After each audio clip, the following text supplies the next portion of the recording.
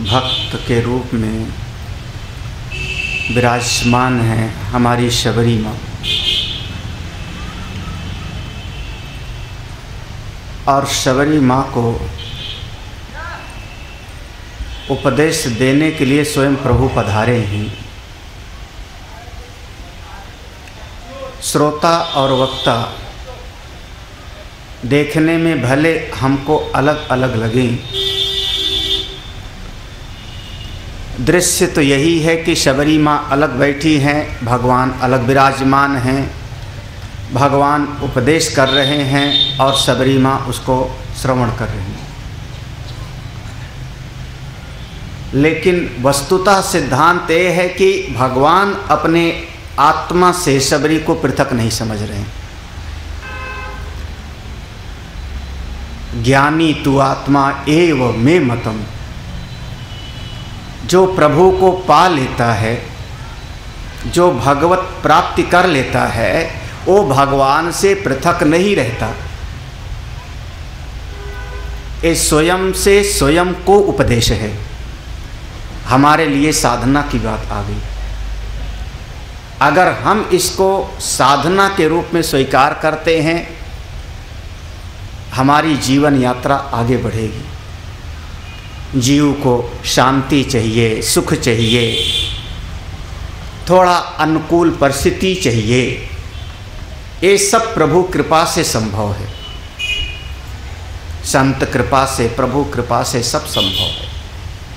थोड़ा अपने आप को उसके लायक बनाना पड़ेगा, पात्र बनाना पड़ेगा। हमारे समाज को अगर हम मोटे तौर पर दो तरह का समाज विभाजित करें तो एक समाज है, भले वो हमारे घर में दिखाई पड़े, परिवार में दिखाई पड़े, समाज में दिखाई पड़े, उसको हम कहेंगे नास्तिक समाज। नास्तिक समाज जो है उसके पास बुद्धि बहुत है, विचार करने के लिए उसके पास बहुत सारे तर्क भरे पड़े हैं। वो एक की बजाय 10 तर्क देगा। यहाँ बच्चों को दूध नहीं मिलता पीने को और आप शंकर जी के ऊपर लुढ़का देते हो। यहाँ किसी को घी नहीं मिलता और आप हवन में डाल देते हो सब। ऐसा एक तरीके से नास्तिक दृष्टि है जिसका वेद पर, हमारी सब परंपरा पर विश्वास नहीं, चाहे मेरे घर का हो चाहे बाहर का हो। नास्तिक समाज के पास तर्क बहुत हैं, बुद्धि उसकी बहुत तेज है, लेकिन जैसे कभी कभी आदमी अपने ही पैने चाकू से अपनी उंगली काट लेता है, अपने ही अस्त्र से आदमी आत्महत्या कर लेता है, स्वयं की गन से अपने आप को शूट कर लेता है, ऐसे ही अपनी ही बुद्धि के तर्क से अपने जीवन का सत्यानाश करता है। एक नास्तिक समाज। दूसरा हमारे सामने आस्तिक समाज है। आस्तिक समाज दृढ़ श्रद्धा वाला है। अरे महाराज, जिसको मैंने आज तक देखा नहीं उस पर मेरा विश्वास है, इससे बड़ी और क्या बात होगी। आज तक मैंने ठाकुर जी को देखा नहीं, नारायण को देखा नहीं, लेकिन मेरी पूरी श्रद्धा है, उन पर पूरा विश्वास है। ये आस्तिक समाज की बात है। भगवान हम पर करुणा करेंगे, भगवान हम पर कृपा करेंगे, भगवान हमारे साथ हैं, भगवान मेरा उद्धार करेंगे, दृढ़ विश्वास है। वो आस्तिक समाज है। उसकी वो श्रद्धा तमाम तरह के अच्छे कार्य करा लेगी। उसकी जो आस्तिक बुद्धि है, आस्तिक बुद्धि, विश्वास है ईश्वर पर, वेद पर, उसकी वास्तविक बुद्धि ही उससे आहुति दिला लेगा, उससे तीर्थ यात्रा करा लेगा, उससे दान करा लेगा, उससे अच्छे अच्छे काम करा लेगा। एक भूखा आदमी बैठा होगा, भोजन करवा देगा, वो श्रद्धा करा रही उससे, उसकी आस्तिक बुद्धि है। ये बेचारा देखो सर्दी में तड़प रहा है, इसको एक कंबल उड़ा दे। आस्तिक बुद्धि जिसमें श्रद्धा मुख्य रूप से होती है। लेकिन असल बात कहें तो भगवान के प्रेम का पात्र ना तो नास्तिक है ना आस्तिक है। नास्तिक तो भगवान से भक्ति करता ही करता नहीं, और आस्तिक कभी भूल के भगवान की भक्ति नहीं करता। थोड़ा अगर चोट लगे तो संभलना, क्योंकि जो हमारी आस्तिक की बुद्धि है उसमें श्रद्धा बहुत है, विश्वास बहुत है, अपने मतलब के लिए। हम परीक्षा में पास हो जाएं, हमारे परिवार का भला हो जाए, हमारे शरीर का रोग ठीक हो जाए, हमारी सारी परिस्थिति अनुकूल हो जाए, हमारा जीवन अच्छा हो जाए, अपने प्रयोजन के लिए आस्तिक बुद्धि है, लेकिन प्रभु को पाने की तड़प नहीं है उसके भीतर। आस्तिक बुद्धि वाला भगवान को मान करके निश्चिंत रहता, अरे प्रभु हैं का, पाने की चाह नहीं। कोई बिरला होता है, ठीक है, मैं नास्तिक नहीं हूं, मैं पूरी तरह से मैं कह सकता हूं कि भगवान को मानता तो हूं, लेकिन जब तक उनको देख न लूं अपनी आंखों से, जब तक उनको पा न लूं अपने आप, जब तक उनसे मिल न लूं, तब तक हमको चैन नहीं होगा। उस मनोवृत्ति का नाम होगा भक्ति। आस्तिक समाज पाना नहीं चाहता, कृपा पाना चाहता है। बहुत बार प्रवचन में सुनोगे, भगवान को हम नहीं चाहते, भगवान से कृपा चाहते, भगवान का आशीर्वाद चाहते। ऐसा संत लोग थोड़ा अलग अलग करके समझो। अपनी आत्मा को, अपने स्वरूप को, तत्व को जो जानने की प्यास है भीतर, उसका नाम है जिज्ञासा। उसको हम कहते हैं जिज्ञासु है। कोई जिज्ञासु मिल जाता है नचिकेता के जैसे, अर्जुन के जैसे, अपने स्वरूप को जानने की एक तड़प, प्यास। जब प्यास लग जाए तो कुछ अच्छा नहीं लगेगा आपको। एक आदमी घोर प्यास से तड़प रहा हो, वो प्यासा आपके घर में आया, आपके घर में प्यास से तड़पता हुआ आया, आपने बहुत सुंदर उसको आसन दिया, लो आसन पर बैठो, ले आओ चंदन आरती की थाल, उसका चंदन करो, माला पहनाओ, आरती उतारो। महाराज, आप उस व्यक्ति के मन से पूछो जो घंटे भर से प्यास से तड़प रहा है, आप आरती उतारो, आप बढ़िया आसन दे रहे हो, आप बढ़िया बढ़िया उसका स्वागत गीत गा रहे हो, आप सब कुछ कर रहे हो, लेकिन उसके दिल को पूछो उसको कैसा लग रहा होगा। आप कहो नहीं नहीं, मैं आपके लिए बढ़िया बढ़िया पकवान बनाता हूं, बढ़िया बढ़िया भोजन में मंगाता हूं, आप खाओ। अरे सब तो आप दे रहे हो, जो उसको चाहिए वो तो दो ना। उसके भीतर जो प्यास है, आप एक गिलास पानी तो दो, आप आसन बाद में देना, फूलमाला बाद में देना। लेकिन संसार का स्वभाव बिल्कुल ऐसे है, जीव जिस चीज को चाहता है, जिस शांति को, जिस सुख को इस भौतिक जगत में, वही नहीं मिलता, बाकी सब मिलता है। जैसे प्यासा आदमी घर पे आया, आसन मिलेगा, आरती मिलेगी, पूजा मिलेगा, वस्तु मिलेगी, धन मिलेगा, पानी ना मिले सब बेकार। ऐसे जीव जब हम इस संसार में आए तो जो हमको चाहिए था वो नहीं मिलता, बाकी घर मिलता है, माँ बाप मिलते हैं, पति पत्नी मिलते हैं, बाल बच्चे मिलते, सब मिलते हैं, लेकिन जो मूल चीज थी वही बिछुड़ जाती। अपने स्वरूप को मैं जानूं, कौन हूं मैं, कहां से आया हूं, किस लिए आया, वो जो एक तड़प होती है भीतर जानने की चाह, और ये जो प्यास है वो दौड़ाती है आपको। प्यास में लगी हो तो आदमी चैन से बैठेगा नहीं, दौड़ेगा। वो जो जिज्ञासु माने वो आगे बढ़ाती है, चलो किसी संत के पास, कहीं शास्त्र का स्वाध्याय करें। अपनी आत्मा को जानने की प्यास का नाम जिज्ञासा। मोक्ष को पाने के लिए जो एक प्यास है, तड़प है मोक्ष को पाने के लिए, उसका नाम है मुमुक्षा। हमारे यहाँ एक बहुत प्रसिद्ध शब्द है, ऐसे चाह वाले को हम कहेंगे मुमुक्षु है। अपने आत्मा को जानने की प्यास का नाम, उस प्यास का, उस वृत्ति को समझो, उस प्यास का नाम है जिज्ञासु। मोक्ष को पाने के लिए जो एक तड़प है, प्यास है, उसका नाम है मुमुक्षु। ऐसे भगवान को जो पाने की एक प्यास है, प्रभु मिले उसके बगैर हमारा काम नहीं चलेगा, उसका नाम है अभीप्सा प्रेप्सु। दोनों शब्द प्रयोग किया गया शास्त्रों में, अभीप्सा या प्रेप्सु, पाने की चाह।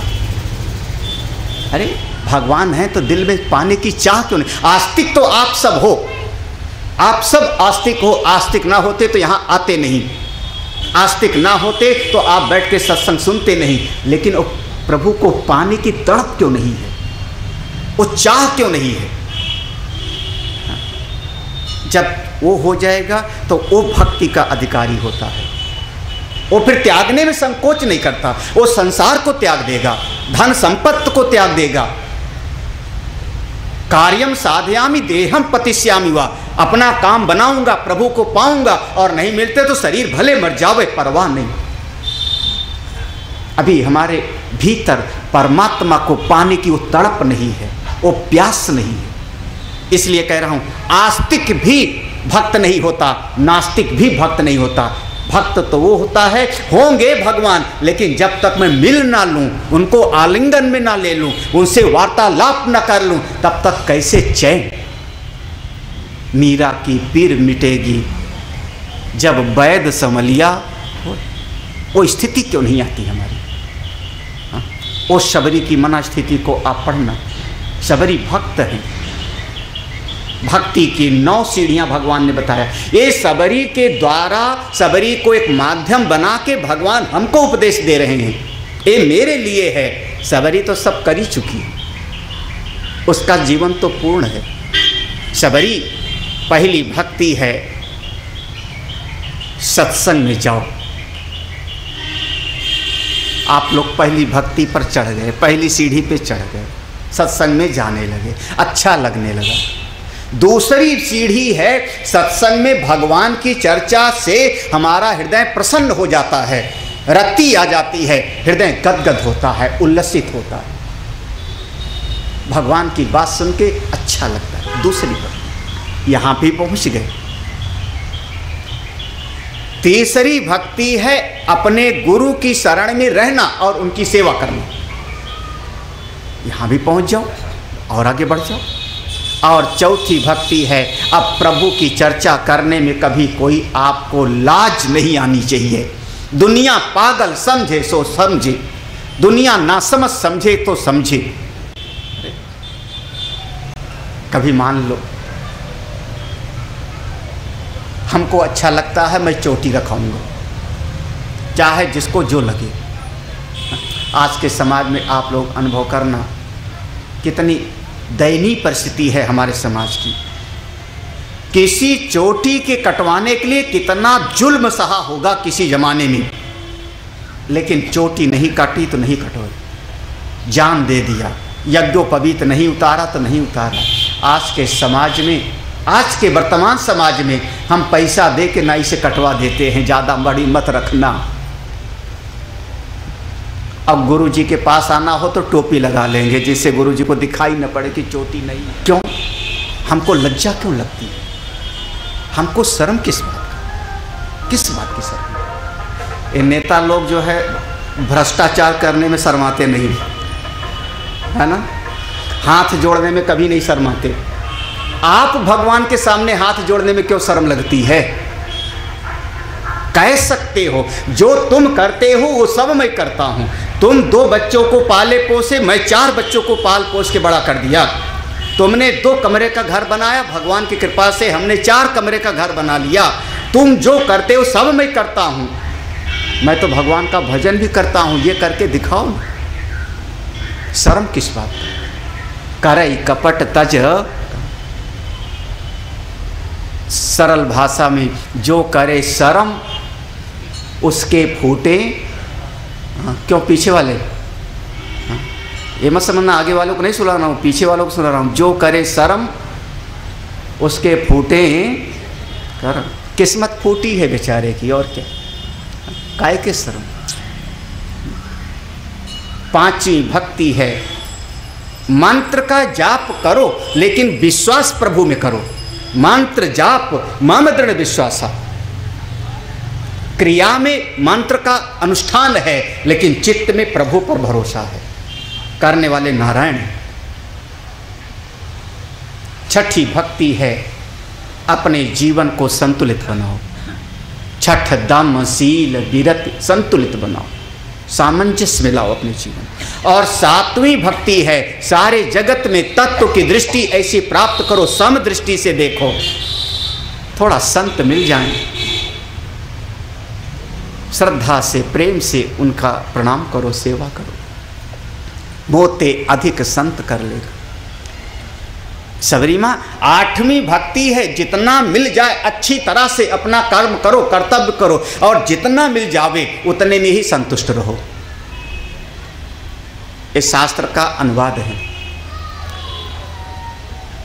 मूढ़ जहि अधनागम तृष्णाम कुरु सद्बुद्धिं मनसि वितृष्णाम यल्लभसे निज कर्मोपातम यल्लभसे निज कर्मोपातम भित्तम तेन विनोदय चित्तम।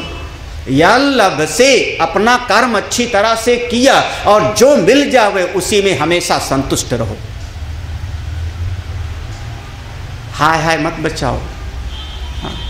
बताइए 15,000 मिलना था, 10,000 मिला, हाय हाय हाय जिंदगी जो है खराब हो गई। अरे 10 मिला तो भगवान की कितनी बड़ी कृपा है। इतना मिलना था, इतना नहीं मिलना, इतना ही मिला। हमारी कल्पना का दुख ज़्यादा होता है, नासमझी का दुख ज़्यादा होता है, और नासमझी के कारण जो मिला है उसका भी सुख हम गंवा देते हैं। भगवान ने बहुत कुछ दिया। संतुष्ट रहो, संतोषी सदा सुखी। नवमी भक्ति सबरी माँ। नवम सरल सब सन छलहीना मम भरोस ही हरस न दीना। ये नवमी भक्ति है। नव महा एकौ जिनके होई नारी पुरुष सचराचर कोई सोई अतिशय प्रिय भामिनी मोरे सकल प्रकार भगति दृढ़ तोरे। नवमी भक्ति है सरल बन जाओ। वर्तमान समाज में सरल बनना ही सबसे कठिन है। सरल बनना बहुत कठिन है। आज जैसे हैं वैसे हैं। आज के समाज में थोड़ा दिखावापन ज़्यादा हो गया है। कहीं शादी में गए तो ऐसा, पार्टी में गए तो ऐसा, वहाँ गए तो ऐसा, अमुक जगह गए तो ऐसा। कोई घर पे आ गया तो हमने कुछ और व्यवहार किया, कोई और आया तो और व्यवहार किया। आज जीवन में बनावटीपन ज़्यादा है। जिससे प्रेम नहीं है उसको हम मुस्कुरा के बुलाते हैं, आइए आइए, बड़े दिन के बाद आए हो। हाँ? दिल कहता है जाओ और वाणी कहती है 2 दिन और रह जाओ। नवम सरल सब सरल हो जाए। हृदय बिल्कुल बस, अंदर बाहर कोई दोहरा भाव ही नहीं है। जैसे भीतर हैं वैसे हैं, अच्छे हैं तो, बुरे हैं तो, हम आपके हैं। सब सन छल ही।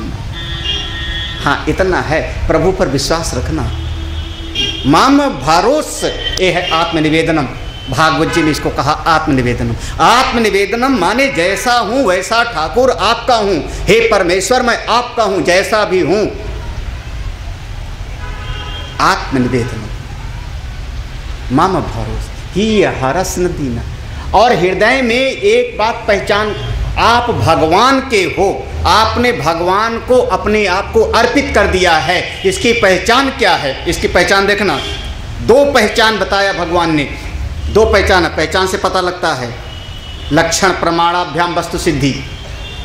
बुखार का लक्षण है शरीर का गर्म होना। उसी से पता लगता है। तो पहचान क्या है कि मैंने भगवान को अर्पित कर दिया है अपने आप को। पहली पहचान है कि कोई हमारी मन चाही चीज मिल जावे तो दिल में हर्ष नहीं होता। हाँ। अभी तो महाराज मनपसंद चीज मिल जाए तो बल्ले बल्ले वाह वाह क्या कहना है ना। मनचाही चीज मिल जाए, मनचाहा काम हो जाए, फिर देखो मुकदमा जीत जावे, बढ़िया गाड़ी मिल जावे, बढ़िया उसमें, फिर देखो ही हर्ष। जब मैं ठाकुर जी का हूँ तो वो करते हैं, मैं क्यों प्रसन्न हूँ, मैं क्यों हर्षित हूँ, मैं तो उनका। हाँ? हनुमान जी कितना खुश हुए होंगे अक्षय कुमार को मार के। अक्षय कुमार को मार डाला, अशोक वाटिका उजाड़ डाली, कितना मन में हर्षित हुए। क्या पढ़ना रामायण में, ढूंढना सुंदरकांड में, हनुमान जी का आज दिन है, हर्ष हुआ क्या उनको। और फिर दूसरी तरफ बांध लेता है, वो बांध करके बंदी जैसे बना के ले आता है। क्या हमारे हनुमान जी का बेइज्जती हो गई, अपमान हो गया, दीनता आ गई, मैं गया गुजर। रावण जैसा व्यक्ति कहता है, अरे बंदर बड़ा तो उसको मैं असंख्य देख रहा हूं, आज तक जो मेरे सामने आया है से झुकाए आया है, डरा डरा आया है, और तुमको असंख्य देख रहा हूं तो तेरे मन में कोई डर नहीं लग रहा है। ब्रह्म पास में बंधे हुए हैं लेकिन कोई दीनता नहीं। प्रभु कारज लग आप बंधावा, दीन थोड़े हैं, वो परमात्मा का काम है, चाहे बांधे चाहे छोड़। ना हर्षित हो और ना भीतर बेचैन हो। अगर ये दोनों आपका बच गया है तो समझना नवमी भक्ति है। आसान नहीं है, आसान नहीं है, शुरुआती बात नहीं, नवमी सीढ़ी है। अभी क्या, अभी बहुत बहुत रास्ता बाकी है। अभी तो प्रसन्नता होती है, अभी तो भीतर दीनता आती है, व्याकुलता आती है, बेचैनी आती है, हमारे मन के अनुसार नहीं होता। तो ये नवमी भक्ति, ये दो पहचान है, ना हर्ष हो ना दीनता। हम अपना परिश्रम करते हैं, चाहे काम होवे और चाहे ना होवे। हमको नारायण ने ऐसा रोल दिया था, परमात्मा ने ऐसा काम दिया था, मैंने किया, चाहे अच्छा होवे चाहे खराब हो। वहीं हनुमान जी में चले जाओ, फिर से शक्ति बाण लगा हुआ है और कालनेमी के पास बैठ के हनुमान जी महाराज कथा सुन रहे हैं। ये भी कहा है कि सूरज उग आएगा तो फिर नहीं बचेंगे। अब उगे उनका काम, मैं तो कथा का प्रेमी हूं। अपनी महिमा में, अपने प्रभु की शरण में थोड़ा सा मुश्किल है। ना हर्षित हो ना कभी व्याकुल हो, क्योंकि सृष्टि के नियंता वो मेरे परमात्मा हैं, जिनकी शरण में हूँ। ये नवमी भक्ति है, आत्मनिवेदनम, अपने आप को पूरी तरह से उनके चरणों में डाल। 9 माह एक कौ, मैंने पहले कहा था कल भी, एक को माने अगर पहली सीढ़ी पर भी चढ़ गया तो, कल की बात याद होनी चाहिए, 9 रास्ते अलग अलग नहीं हैं। जैसे एक ही पेड़ की 9 शाखाएं होती हैं, एक तना होता है, उसकी 9 जैसे 9 सीढ़ियां होती हैं, ऐसे है एक के बाद दूसरा, दूसरे के बाद तीसरा। आदमी जब पेड़ पर चढ़ता है तो एक शाखा पे पांव रखता है, फिर दूसरी शाखा को पकड़ के उस पर पांव रखता है, फिर तीसरी शाखा को पकड़ के ऊपर पांव चढ़ता है। और जामुन चढ़ा तब तक ऊपर गया तो टूट गई और कमर के बल गिर पड़ा। 9 अलग अलग रास्ते नहीं हैं, 9 सीढ़ियां हैं। अगर पहली सीढ़ी पर चढ़ गया तो धीरे धीरे दूसरी पर चढ़ जाएगा, अच्छा लगने के लिए तीसरी पर भी चढ़ जाएगा। और हे सबरी, जिसके भीतर भी एक भी भक्ति है वो मुझको बहुत प्रिय है। सो अतिशय प्रिय भामिनी मोरे, हे सुंदरी, हे भामिनी, तुम्हारी महिमा सारे जगत में प्रकाशित हो। भामिनी माने प्रकाशमान, वो मुझको बहुत प्रिय है। सबरी, तुम्हारे भीतर तो 9 की 9 भक्ति है, सकल प्रकार। भगवान को लगा कि 9 बातें तो मैंने कही, 10वां भी हो सकता है, 11वीं भक्ति भी हो सकती है कोई। भाई कोई संत कोई और बता दे, क्योंकि यहाँ तो भगवान ने ये कहा ही नहीं कि हमको जल चढ़ाओ कि पत्र चढ़ाओ, ये तो भगवान ने कहा ही नहीं। तो जितनी प्रकार की हो सकती होगी भक्ति, सकल प्रकार भगत दृढ़ तोरे, भगवान की उस चौपाई पे जाना। नौ तो मैंने विभाग बनाए, और भी जितने होंगे वो जितनी भक्ति हो सकती है सबकी सब तुम में है, सब भक्ति तुम में है। अच्छा एक बात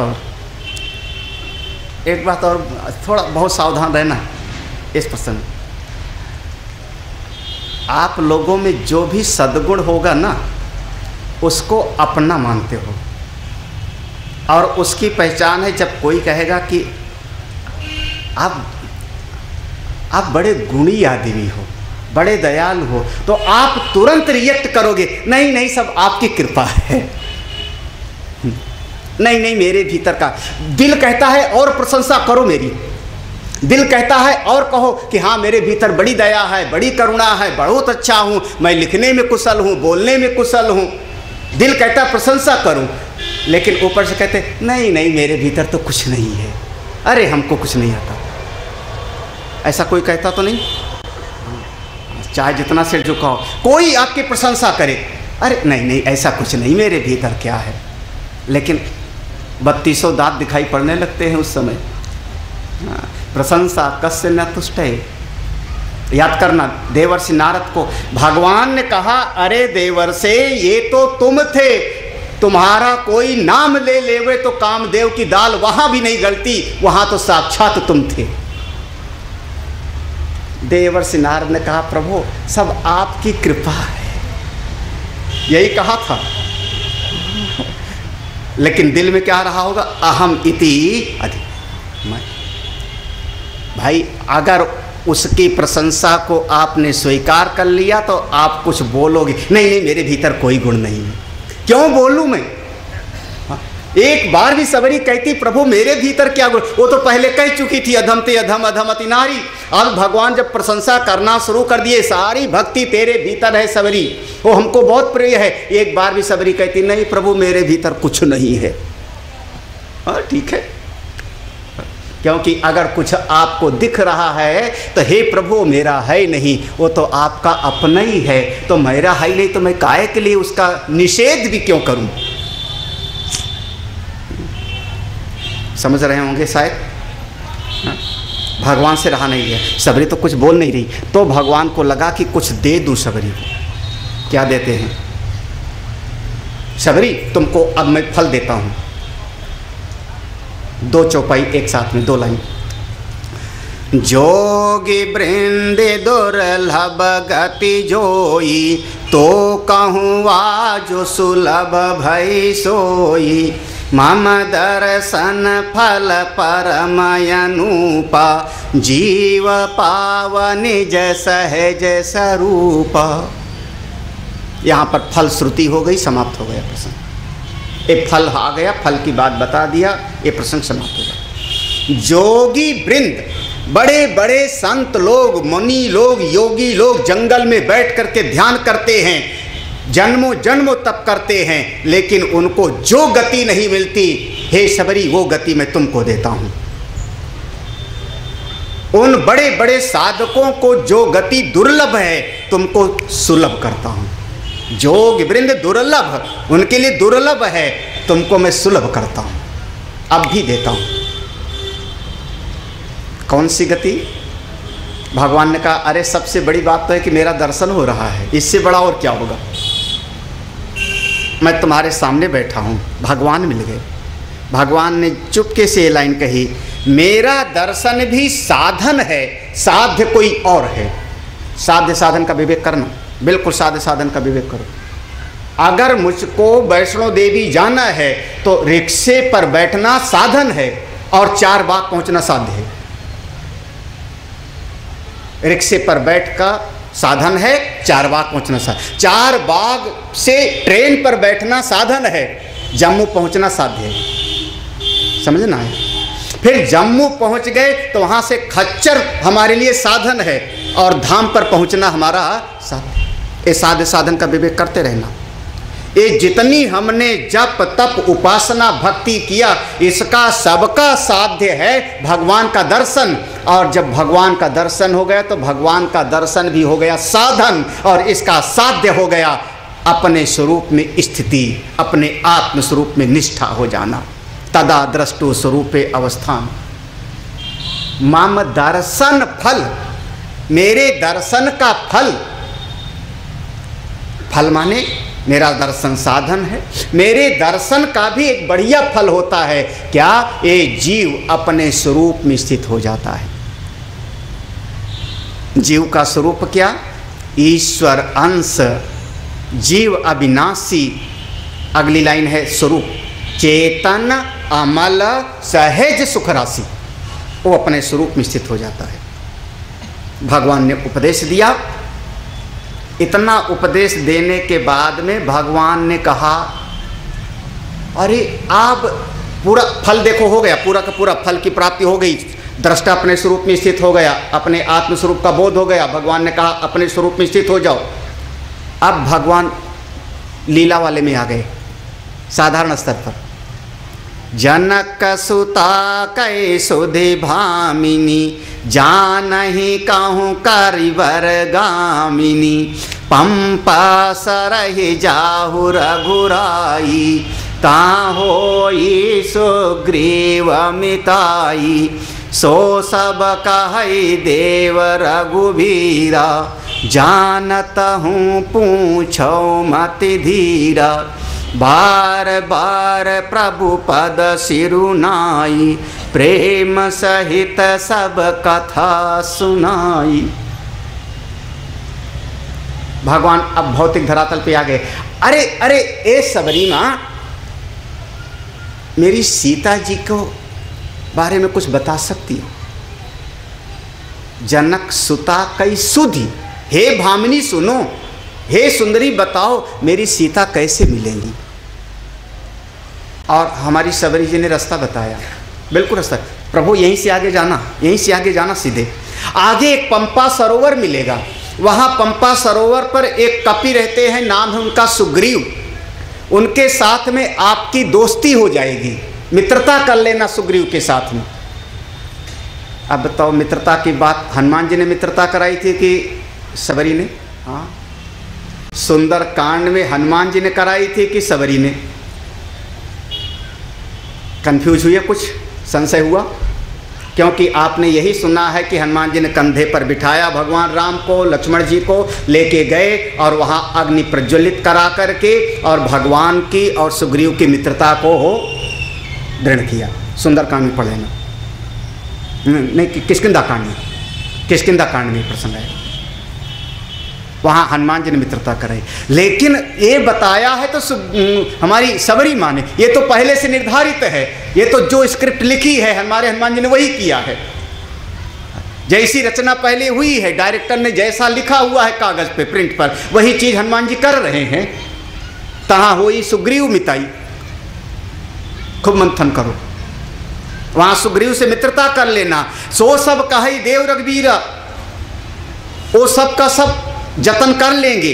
प्रभु आप सब जानते हो, फिर भी मनुष्य के जैसे पूछते हो, कोई बात नहीं, सारी बात बस ऐसे प्रेम सहित सब कथा सुनाई, प्रेम सहित सब कथा सुनाई। सब कथा कितना?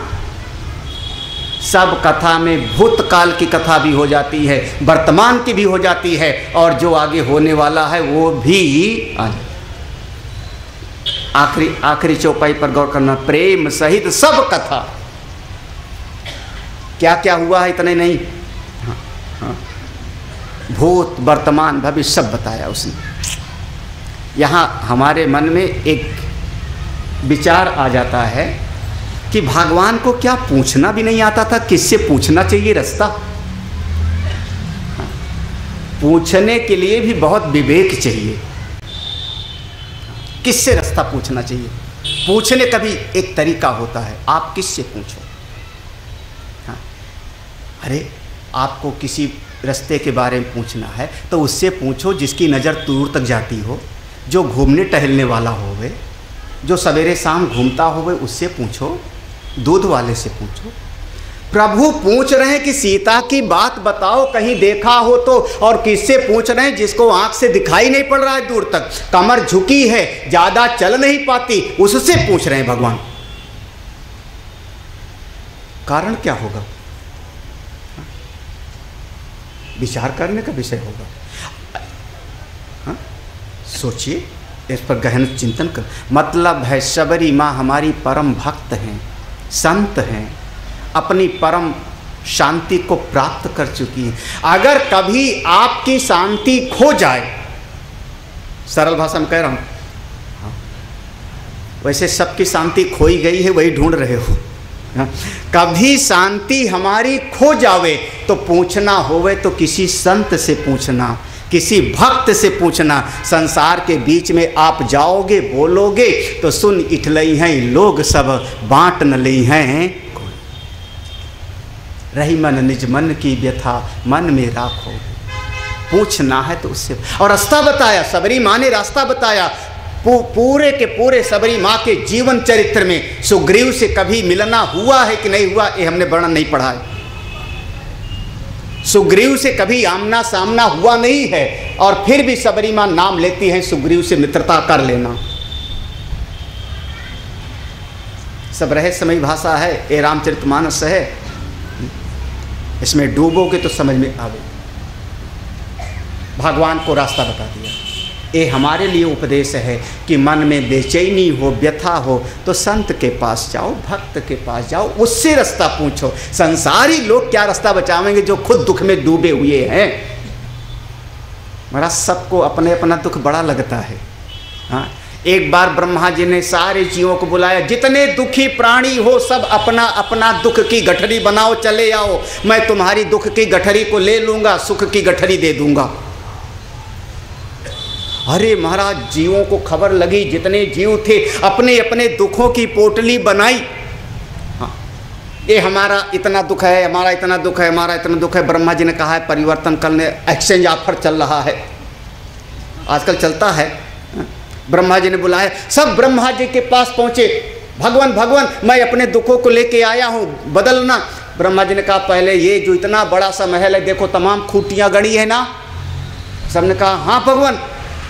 ब्रह्मा जी ने कहा अपनी अपनी दुख की पोटली खूंटी पर टांग दो, मैं सबका हाथ से थोड़े पकड़ूंगा।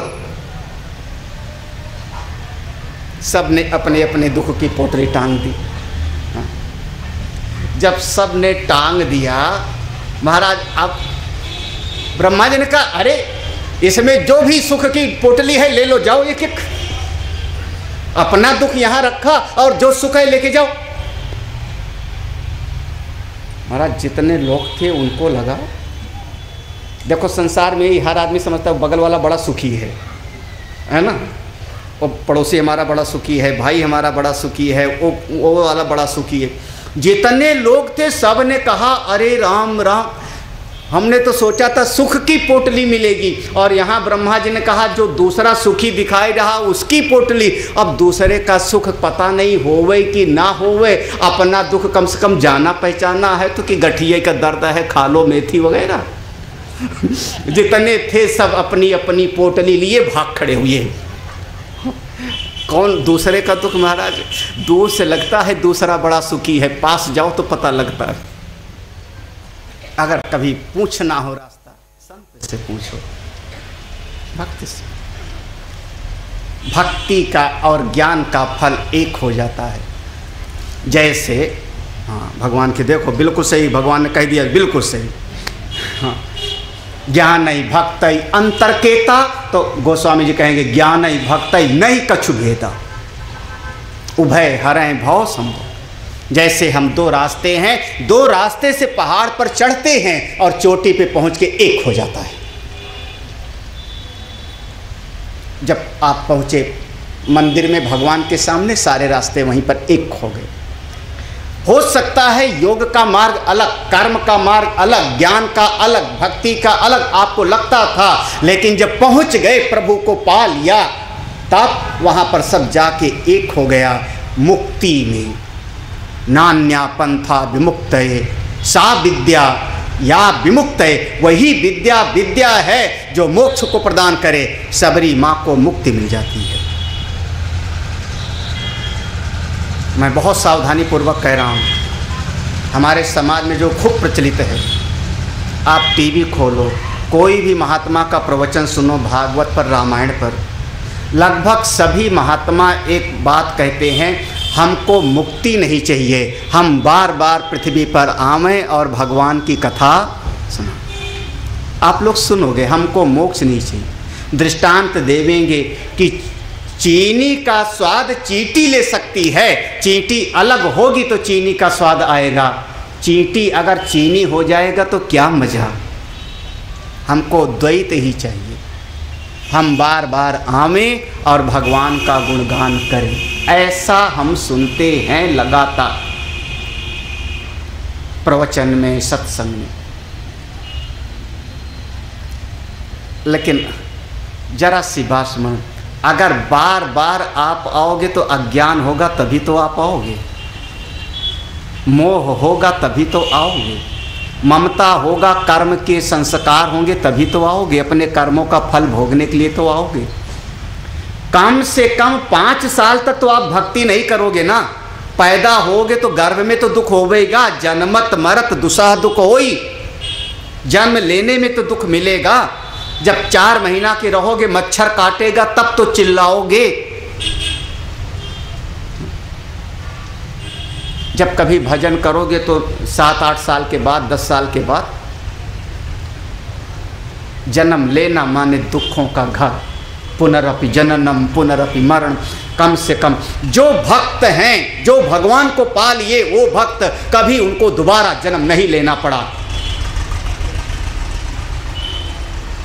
रामचरितमानस, श्रीमद् भागवत, आप बताओ, उद्धव जी का दोबारा कभी जन्म हुआ हो, विदुर जी का दोबारा कभी जन्म हुआ हो, मीरा का दोबारा कभी जन्म हो, कबीर साहब का दोबारा कभी जन्म हुआ हो, संत रविदास का दोबारा कभी जन्म हुआ हो? बताओ ना किसी का। इसी के पीछे क्यों लग जाते हो, मैं आऊं। अगर आप दोबारा आओगे इसका मतलब आप अज्ञानी हो, अभी परमात्मा को पाए नहीं हो। जो परमात्मा को पा लेता है वो दोबारा इस जगत में आने की इच्छा कभी करता ही नहीं। रामकृष्ण परमहंस दोबारा आए हों, विवेकानंद दोबारा आए हों, जगत गुरु भगवान शंकराचार्य, सैकड़ों शंकराचार्य के पद पर आसीन हो गए, भगवान शंकराचार्य दोबारा नहीं है। नासा पुनरावर्तते, नासा पुनरावर्तते, श्रुति भगवती कहती हैं दोबारा आता नहीं, दोबारा आता नहीं। गीता में दर्जनों बार दोहराया, जहाँ जाके वापस ना आना पड़े वो मेरा परम धाम है, वो मेरा असली धाम है। और उसके बाद हम कहते हैं कि हमको आना है, इसका मतलब अभी आपको असली धाम मिला नहीं। असली धाम मिल जाएगा तो वापस नहीं होगा, और वापस आओगे इसका मतलब असली धाम तक पहुँचे नहीं। दो ही बात है। सबरी का वर्णन पढ़ लो, अब सबरी का वर्णन पढ़ लो, तब मैं कह रहा हूँ सबरी का प्रमाण में। सबरी परम भक्त है, वो अपने आप को कह रही थी अधम ते अधम, अधम अति नारी, हमारी मति ठीक नहीं, ज्ञान वाला नहीं, ये भक्ति वाला है। ज्ञान वाला तो पक्का है, भक्ति वाले में देख लो। अगला छंद है, कही कथा सकल बिलो की हरि सुख हृदय पद पंकज धरे। अगली लाइन पर बहुत ध्यान से समझना। ताजी जोग पावक देह हरि पद लीन भई जहाँ नहीं फिरे। नर विविध कर्म या धर्म बहुमत शोक प्रद सब त्यागहूँ। विश्वास कर कह दास तुलसी राम पद अनुरागहूँ। जातिहीन अघ जन्म मही मुक्त कीन असिनारी। महामंद मन सुख चहसी ऐसे ही प्रभु ही विसारी। सियावर रामचंद्र की जय, पवन सुत हनुमान की। घर पे सबके रामायण है, घर पे जाके उठा के पढ़ना, इसका हिंदी अनुवाद पढ़ लेना जो छपा होगा। सबरी जी के प्रसंग का दोहा नंबर 36वां अरणकांड का। कही कथा सकल, जितनी बातें थी सबरी ने सब भगवान को बताया, बता करके भगवान की छवि को हृदय में धारण कर लिया। ताजी जोग पावक, और सबरी कहती है प्रभु थोड़ा रुकिए, भगवान रुके हैं। ताजी जोग पावक, योग अग्नि में उसने अपने शरीर को भस्म कर दिया। ताजी जोग पावक देह हरि पद लीन, भगवान के चरण कमरों में लीन हो गई। भगवान का लोक कौन सा? बैकुंठ, जो भी कहो, जहाँ से जाके वापस ना आना पड़े। हरि पद लीन भाई, जहाँ नहीं फिरे, जहाँ से कभी वापस नहीं आना होता। इसका मतलब मैं नहीं कह रहा हूँ, रामचरितमानस सबके घर में पढ़ना इस बात को, हिंदी अनुवाद पढ़ना। हरि पद लीन भाई, जहाँ नहीं फिरे, जहाँ से वापस ना आना पड़े। ये तो हिंदी है। सबरी का कभी दोबारा जन्म नहीं होता। जो भगवान को पा लिया वो क्यों आएगा इस दुखमय संसार में? सबरी को मोक्ष की प्राप्ति हो रही है, भगवान का लोक मिल रहा है। चाहे बैकुंठ कहो, चाहे मुक्ति कहो, चाहे साकेत धाम को, जो कहना चाहो कहो, उस गति को प्राप्त किया जहाँ से वापस आना नहीं होता। ब्रह्मा के लोक तक वापस आते हैं। आ ब्रह्म भुवनान लोकान, भगवान का लोक वो है जहाँ से जीव वापस वो गति प्राप्त। हे मेरे मन, जब हमारी सबरी जैसी को भील जाति में पैदा हुई, मतंग ऋषि की कृपा से उसको ऐसी मुक्ति मिल गई। जातिहीन अग जन्म में मुक्त कीन, दुआ पढ़ लेना बाद 36वें नंबर का दुआ, मुक्त कीन, उसको मोक्ष मिल गया। तो आप तो कम से कम अच्छे हो, क्यों न साधना करो? अरे मन ऐसे प्रभु को भूल के संसार की तरफ दौड़ता है, कहाँ सुखी होवेगा? भटक ले, संसार के विषयों में सुख नहीं पावेगा, नहीं शांति मिलेगी। ऐसी जैसे सबरी माँ को गति मिली वैसी हमको मिले। कौन सी? निज स्वरूप की, जीव पाव निज। बहुत बढ़िया है। बस 2 लाइन में मैं इसका संक्षेप करता हूँ, थोड़ा बहुत ध्यान से समझना, सावधान होकर के समझना, बिल्कुल 2 लाइन में, और समझ में आ जाए तो बहुत बढ़िया, नहीं तो बार बार ट्राई करना। परमात्मा को हम जब कहना होवेगा तो हम कहेंगे 3 चीज़ों से वो अपरिच्छिन्न है, देश, काल और वस्तु। जो चीज़ एक देश में होती है और दूसरी देश में नहीं होती, उसको हम कहते हैं देश से सीमित, देश के अंदर, देश से परिच्छिन्न। परिच्छिन्न माने सीमित। पहली, मेरा शरीर यहाँ बैठा है, वहाँ पर नहीं है, वहाँ आपका शरीर बैठा है, यहाँ नहीं है, तो आपका शरीर देश से सीमित है। दूसरी सीमा होती है काल की। हमारा ये शरीर कल नहीं था, आज है और आगे नहीं रहेगा, तो ये शरीर हमारा हो गया काल से सीमित। घड़ा पहले नहीं था, घड़ा बना, घड़ा टूट जाएगा, तो घड़ा काल के अंदर हुआ, काल से परिच्छिन्न। देश से परिच्छिन्न, काल से परिच्छिन्न। जो जो वस्तु देश से सीमित है वो माया, जो जो वस्तु काल से परिच्छिन्न है वो माया। और तीसरी परिच्छिन्नता है वस्तु तत्व की। जैसे ये माइक और ये मंच, दोनों में एक भेद है। माइक मंच नहीं है, मंच माइक नहीं है। उंगली आँख नहीं है, आँख उंगली नहीं है। इसको कहते हैं वस्तु की परिच्छिन्नता। एक ऐसे तत्व का विचार करो जिसमें ना देश की सीमा हो, ना काल की सीमा हो, ना वस्तु की सीमा हो। देश काल वस्तु से जो अपरिच्छिन्न होगा वही आपका आत्मा है। इसको हम कहते हैं हरि व्यापक सर्वत्र सम,